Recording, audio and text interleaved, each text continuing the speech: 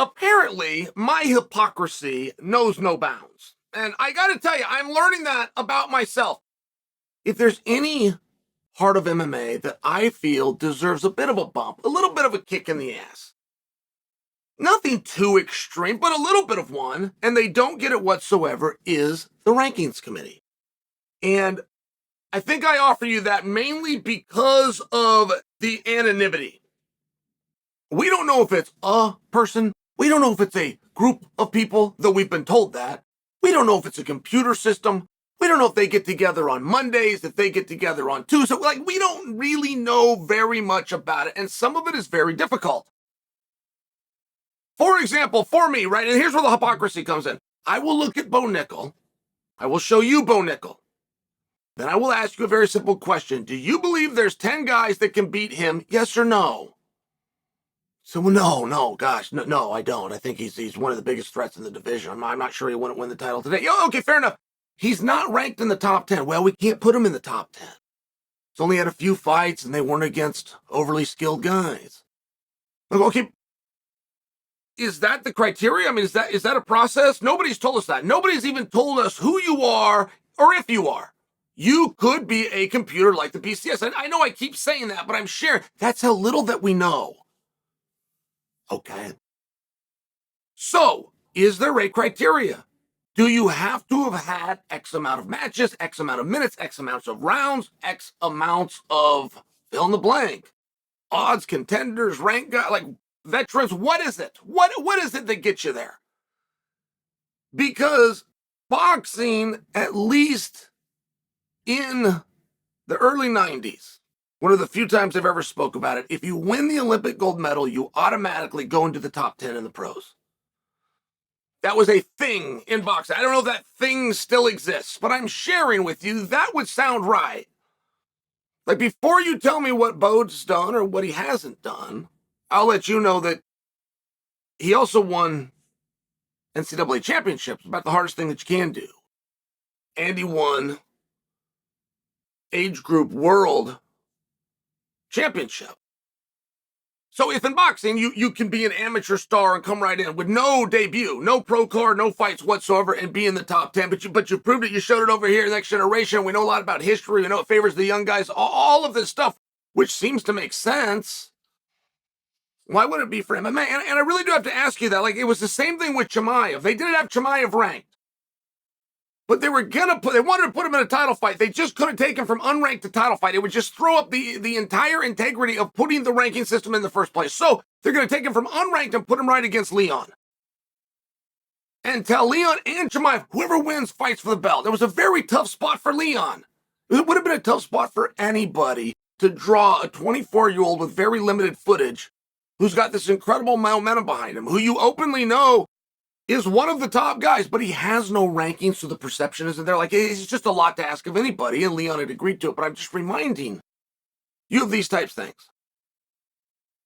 Because the WBO president, and I can't do any better than that, I would tell you his name if I had the foggiest idea what it was. But the WBO president has come out and said he was going to put Francis in the top 10 rankings. And there's been a number of members of the media that have called for it as well. And I think it's what I saw. I know as far as common opponent goes of Tyson Fury, there are not 10 other guys that have ever competed that well with him. There are not 10 other guys that I believe could compete that well with him. I do not believe Usyk can compete that well with him, just by example. I do not believe Joshua can, which is why I believe that fight never happened, just by example. I know Dylan White can't. I know Wilder can't times two. I mean, right, in all fairness, when you watch Francis, I do see it. And I do see where something very special happened here. And if this guy in Fury is number one, where does Francis go? He's the closest to him. He gave him his hardest match. I think he beat him. One licensed judge thinks he beat him. I know he was closer to finishing him than he ever was to getting finished. Like, some of these things aren't just my opinion. They're actual facts. So what do you do with Francis? Because where it gets a little bit harder is when people are calling for this ranking, or even the WBO president himself coming out and saying it. What you haven't said is, who are you going to pull off that list? To say he's a top 10 guy, or to say that he did that and it proved it, and you're going to try to bring some integrity into boxing, and to hell with these scorecards. There's one judge that said he won is actually the one that got it right, but I can fix it, or I can do my best to fix it within the rankings. Well, how are you going to do that? If that's what you're going to go off of, it would seem that you must put him at number 1. You're going to have the champion, then you're going to have Francis. It would seem, if we're saying based on what we saw and based on what we think we should happen and based on what this one licensed judge said, if that's what we're doing to try to rectify it after the fact, it would seem that he would be number 1. He wouldn't just be in the top 10. But if you're going to put him in the top 10, you're probably going to put him a little closer to 8 or 9 and just have something to satisfy this so you can act like you did something right? It's all going to be political. But if you're going to do that, who are you going to pull off? And when you do pull that person off, you're going to explain to that person who you just disrespected, right? I mean, it is a life's work to be ranked in the top 10. If you ever get ranked in the top 10, which almost nobody's going to know, but you'll know, it'll make you feel good. And there will be a clipping somewhere. It might be in the back of Ring Magazine, might be in a .com, it might be a Google search, but it will be somewhere, and you will print it off, and you will save that. And you will hope that your children and your grandchildren come across that someday. You'll hope that they say, my God, you were ranked number 9 in the world, Grandpa. Wow. Oh, yeah, oh, gosh, you found that clip. Oh, geez, I can't even believe that's here in the house. Put in special storage, marks to page 89 and highlighted in yellow. I can't believe you found that. Oh, man. It's one of these situations where it really is a colossal accomplishment to ever break into that. So, if you're going to pull somebody off, it's had to have over 100 fights with a 90+% winning rate, and I'm including amateurs, but you're going to pull them off and you're going to put a guy in that's 0-1. Is that really what you're going to do, WBO president? Because you said you were. So who are you pulling off the list? And if you're going to put the guy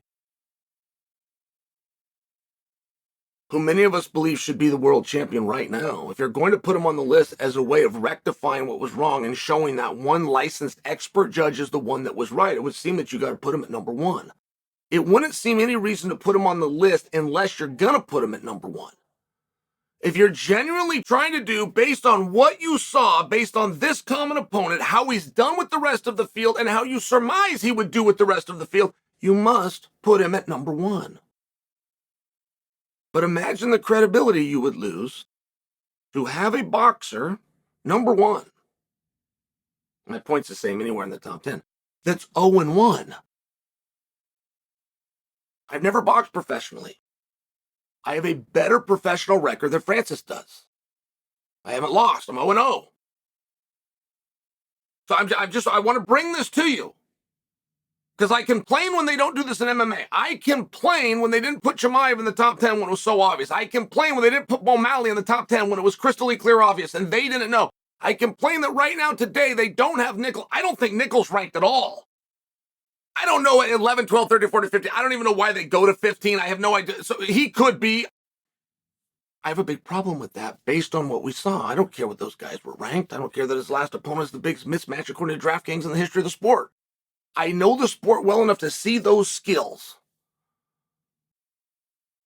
And I believe where he should be right. But I'm complaining if you were to do it with Francis. Why is that? And moreover, if we're going to do that, right? And see, our opinions are just that. We get to talk, and then you have decision makers.